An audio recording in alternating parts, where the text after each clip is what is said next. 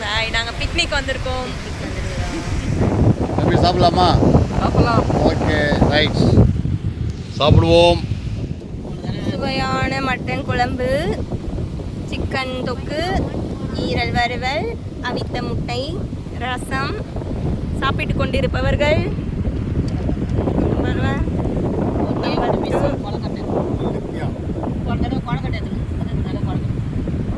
உங்களுக்கு தேங்க்யூ.